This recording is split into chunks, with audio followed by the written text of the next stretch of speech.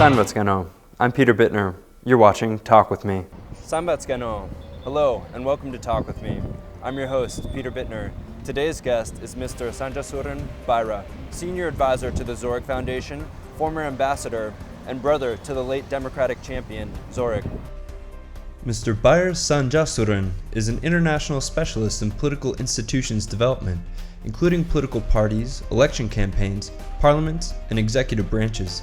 He has extensive experience in diplomacy and international NGO management. Mr. Sanjaasүrэн was formerly the ambassador of Mongolia to India and is currently the director of the Erected Institute, an intergovernmental organization contributing to the Central Asian regional economic cooperation.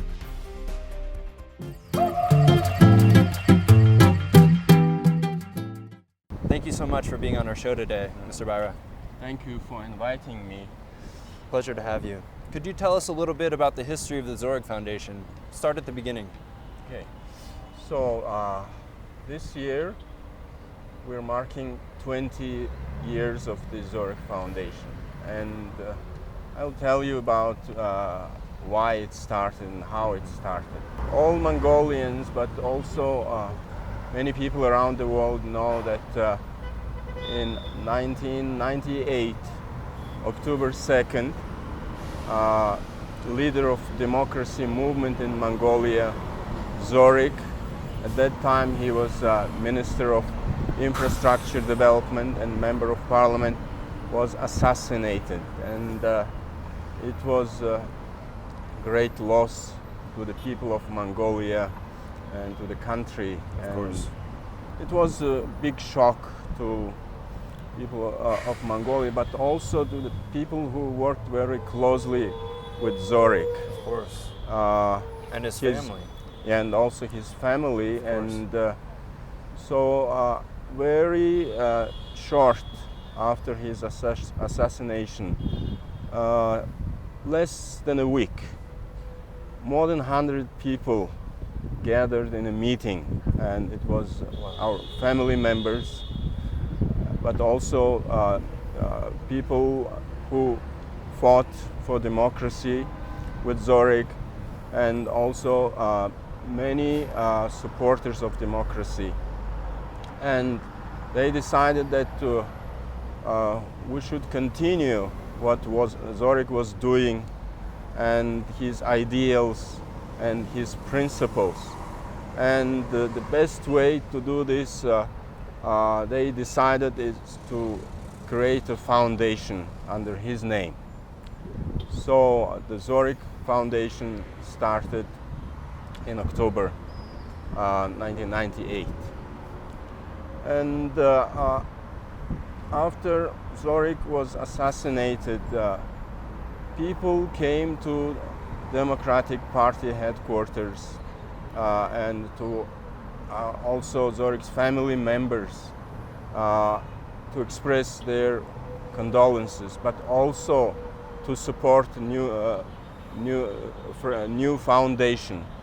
And they donated money to help the foundation, but also to maybe do something so people can memorize Zurich. And the logical decision by the foundation founding members was we should create statue of Zurich. So we see this statue, and this was first statue in Mongolia, and maybe still only statue in Mongolia that was created by donations from people, from Mongolian people. And very close friend of Zurich, sculptor and artist Denzen, he was the author.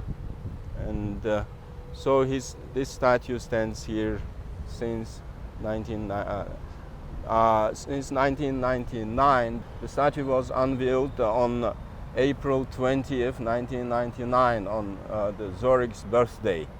Great. This was first project, and still maybe one of most important projects of the Zurich Foundation. Of course, so the very first one. And could you tell us about the early life of the Zurich Foundation after the statue was erected and the crowdfunding? You know, how did the mission and the values and principles of Zurich come to the fore in the first years? Okay, Zurich was a member of parliament, which was elected in 1996, and it was second only parliament which was elected since adoption of the new constitution. So democracy in Mongolia was still young, and it faced many challenges, including government and political stalemate. At the time when Zurich was assassinated, political parties in the parliament were not able to appoint new prime minister, and the fight was going on, this political fight. But also country faced many governance problems, including one of the most serious problems that emerged around this time was corruption. Of course. And before his death, Zurich was warning that it's a big enemy that the government and the society should fight. And his famous quote is now well known in Mongolia. He said that nation's interests should be first, then maybe political party or some business interests, and the least in the list of priorities should be self-interest. So that's why Zurich Foundation's first activities and projects were focusing on good governance issues, and anti-corruption was one of these issues. But also, even though democracy brought human rights and universal human freedoms, but still there were attempts to suppress freedom of the press. So Zurich Foundation worked with journalists and media on how to develop investigative journalism skills, or how to have a freedom of information, how to legislate this. And this is one area. The second was good governance as a broad issue, and the Zurich Foundation, for the first time in Mongolia, organized international conference on good governance, where representatives from many Asian countries came to Ulaanbaatar, and they had discussed for 2 days issues of good governance. Thank you so much for giving us a little overview of those early years. We're going to head now over to a school and talk about some of the more recent programs, particularly those involving youth and youth empowerment that the Zurich Foundation has been focused on.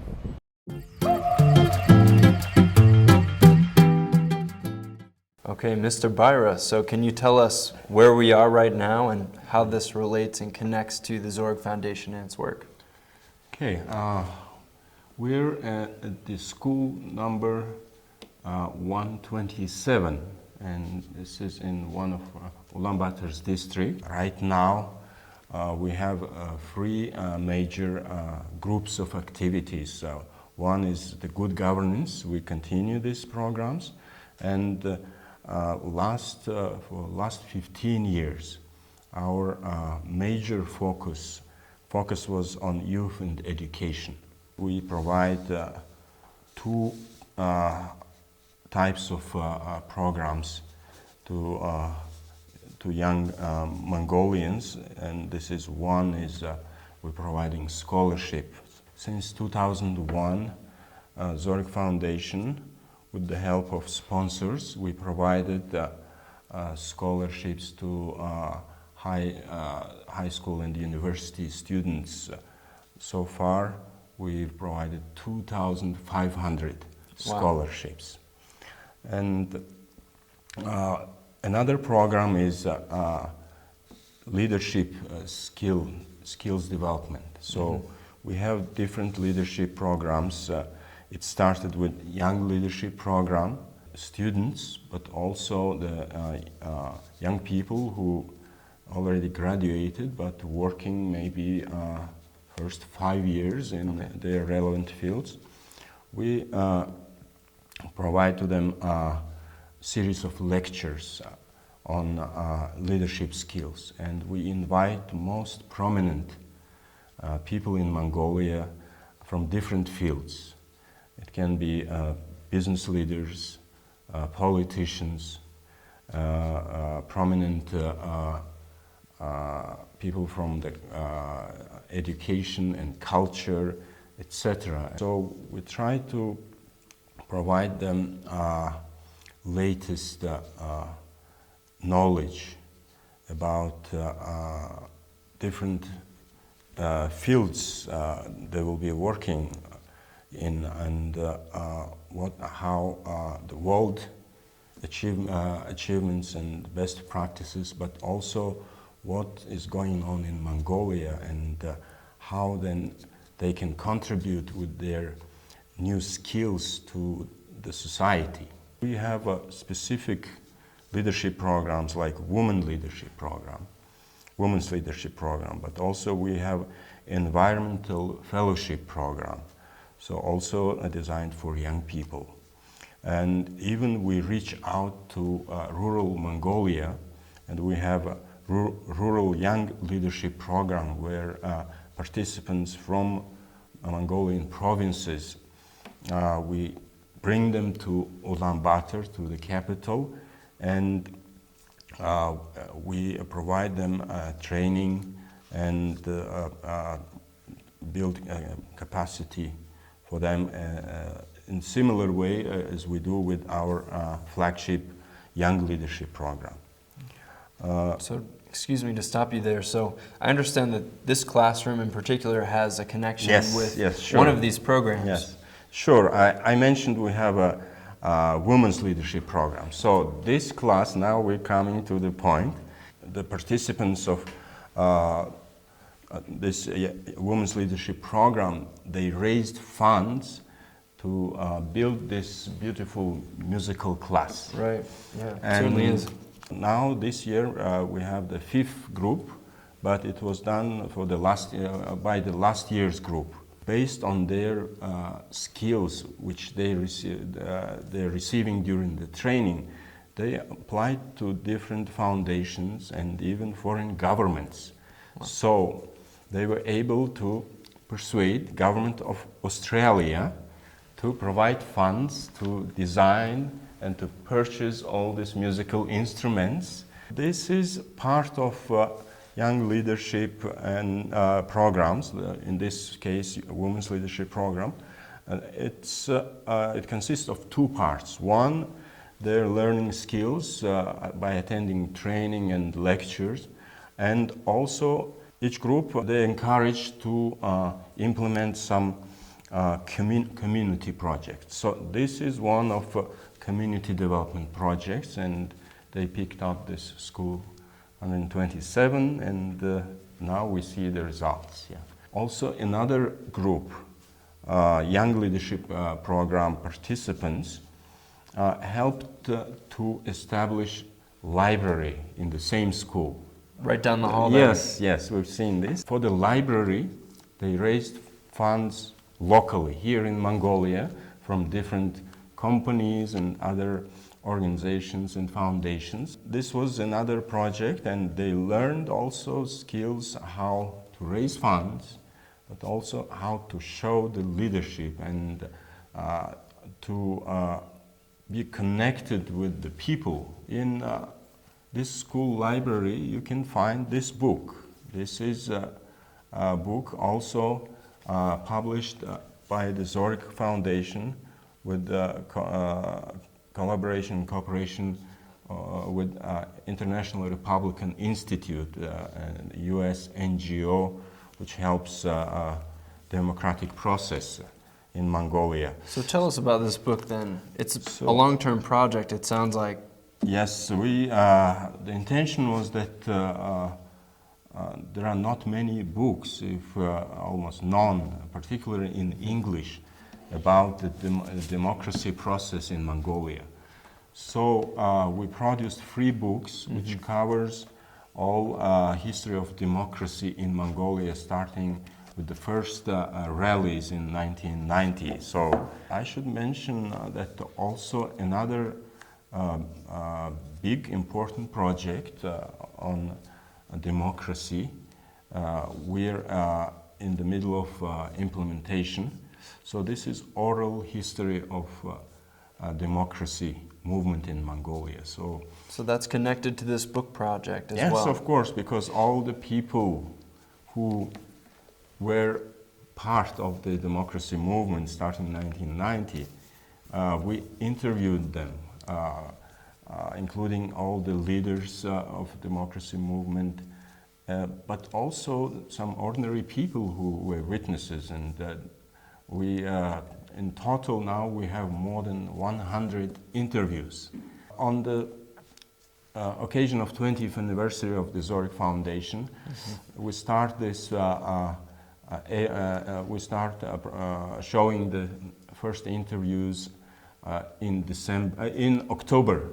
In October, we hope, because October is the month when Zurich Foundation was created, and we will celebrate 20th anniversary. I would like just also mention a few figures. Please do. About the Zurich Foundation. Yes. As I mentioned, the scholarships we provided to more than 2,500 students. And participants of the programs, I mentioned this youth and education, number of participants already reached 4,500. And this is only the programs. But if we count all of Zurich Foundation's activities in the last 20 years, people who were impacted, I should say minimum maybe 70, 80,000 people we reached through our activities. Sure, including the children who have access now to this wonderful classroom. Just impossible to count everyone. Yeah, hard to quantify. Yes. Could you tell us a little bit about what makes the Zurich Foundation unique? Clearly, it's recognized by many Mongolians as one of the foremost NGOs. Yes, we were working hard to earn that prestige of being the leading NGO in Mongolia, but also we're known in many countries outside Mongolia. And I think the very guiding principles for our foundation were laid. The foundation was laid down by the founding members, but also we have very strong governing council, and those are prominent people from different milieus, like we have politicians, we have businessmen, politicians, and also the public figures in our government. So of course they helped us to shape our principles, and with the strong principles of serving the society and providing knowledge, and as we do now, leadership skills to young people, and also we strictly adhere to the principles of being very integral, integrity of our activities, and also we're transparent all our activities are open, and we produce annual reports where we report to the public about how we use funds and contributions and donations we receive from our donors. And by the way, until now we worked with over 100 partners, both international and local, and I'd like to just mention a few of them. And for instance, Swiss Development Agency, and we have one branch of Zurich Foundation in the USA. So it's a Zurich Foundation USA, which was created almost immediately after the foundation here in Mongolia was created. So they're very active, and particularly I'd like to mention Mr. Walter Jenkins, who is heading the Zurich Foundation USA, and he's both contributing to the foundation financially through the Zurich Foundation USA, but also he is single largest individual contributor to the programs of Zurich Foundation, and he in fact initiated the young leadership programs in Mongolia. That was his concept initially? Yes, and also the head of the Zurich Foundation, Miss Ayun, she was behind the young leadership concept, and I think it was quite logical that now we see that to develop this country needs more educated people, more skilled people, and people, younger people with the leadership skills, because also we will already experiencing generation change, and we hope that we're contributing as much as possible to shape future of Mongolia. And of course we have good relations with the foreign embassies in Ulaanbaatar, and the US Embassy, British Embassy, and Embassy of Japan, and I mentioned Swiss Development Agency, but also international organizations like UNDP and United Nations Population Fund, Children's Fund, and United Nations Cultural Program, UNESCO, and also our big partner is the Asia Foundation, but also the big international corporations like OT, Oyu Tolga, is supporting our scholarship programs, and also the Korean LG company, they're also cooperating, partnering with us. And for our democracy projects, the Taiwan Foundation for Democracy is providing funds to organize annual democracy summer camp. Democracy summer camp? Yes, So sure. What's the type of curriculum there? Okay, democracy summer camp is, we advertise this program to open on our website, and anyone who is interested, and but younger people, and young people, they apply, and we invite speakers to speak about what's the democracy, and what are democratic values, and they speak about freedom of the speech and freedom of expression, freedom of the press, or they talk about the market economy, what is the economic freedom, but also they talk about the electoral systems and how to be part of democratic elections, etc. So it's more towards the democratic values. And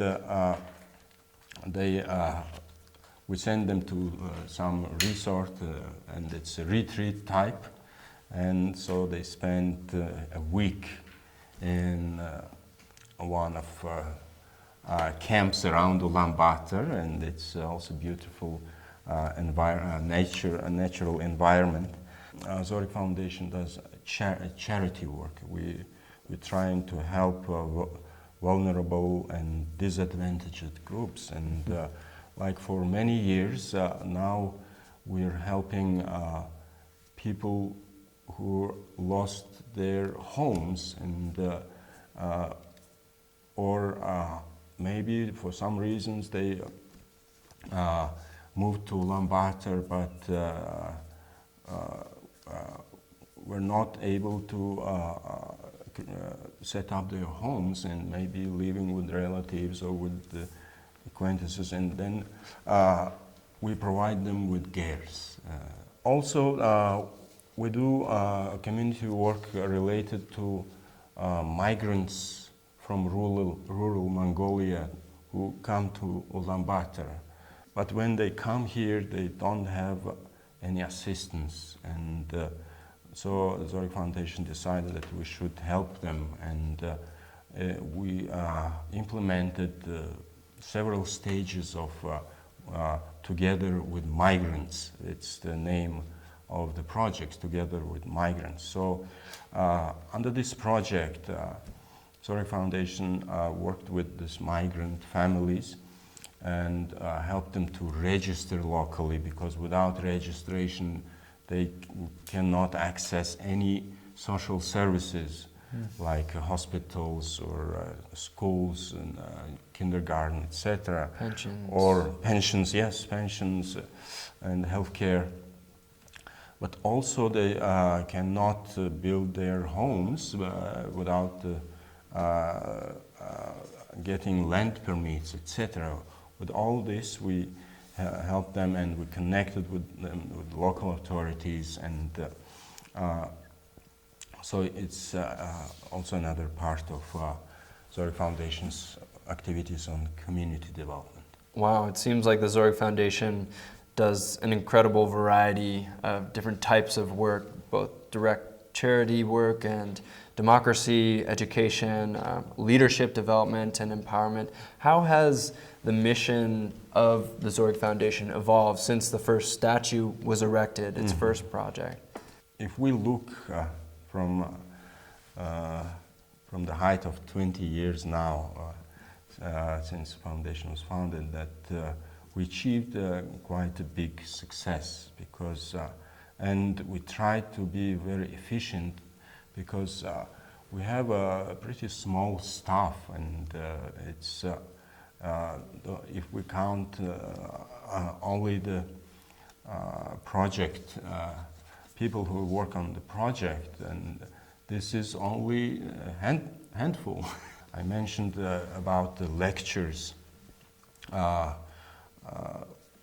prominent people in Mongolia, and many of them supported from very beginning the Zurich Foundation. And I think also it's the legacy of Zurich, because he was such a popular and such a prominent figure in Mongolia, and he became an idol of democracy.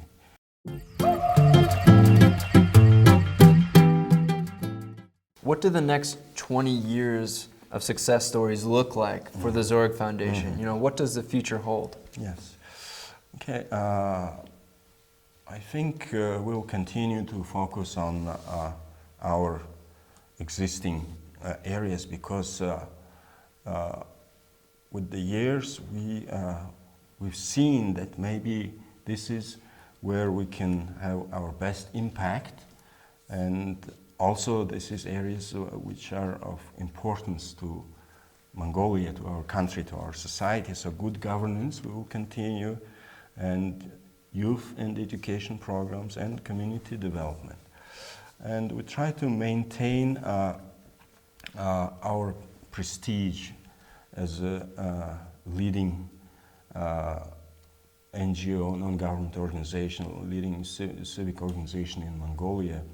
But also, we already have some international recognition, and it is growing. So we will, our vision is we will become international NGO, not only Mongolian but internationally recognized NGO. Could you tell us about your role in leadership currently, apart from the Zurich Foundation? If I'm correct, you are the director of the Carrick Institute and are very involved in international affairs still. After your ambassadorship to India, you've continued to be very influential in international circles. Could you tell us about your work and about how it relates or inspires you at the Zurich Foundation? Oh, thank you. Yes, I'm a journalist by profession, and in my professional capacity, I was also at the beginning of the free press in Mongolia. I was editor-in-chief of the first independent, non-government, not government-controlled newspaper, The New Mirror. And also I was founder of the first Democracy newspaper. I have past experience of working with political parties, and I mentioned IRI, International Republican Institute. I was executive director of Mongolia office, so that's why this democracy projects also I tried to contribute with the Zurich Foundation. So, and my latest involvement was I was one of authors and editors of this book on history of democracy. And then I was in the diplomatic service. I worked in India as a counselor and then as ambassador. So, and now I'm working in China at the Institute of Central Asia Regional Economic Cooperation. I wish you the best of luck personally and to the Zurich Foundation over the next 20 years and more, hopefully. Yeah, thank you so much for your time today, Mr. Баяр. Thank you, and thank you again for inviting me and letting me speak on behalf of the Zurich Foundation. Thanks again for your time. Thank you. Wonderful. Thank you. So that does it for this episode of Talk With Me. That was Mr. Санжаасүрэн, the Executive Director of the Carrick Institute, and most importantly, the Senior Advisor to the Zurich Foundation.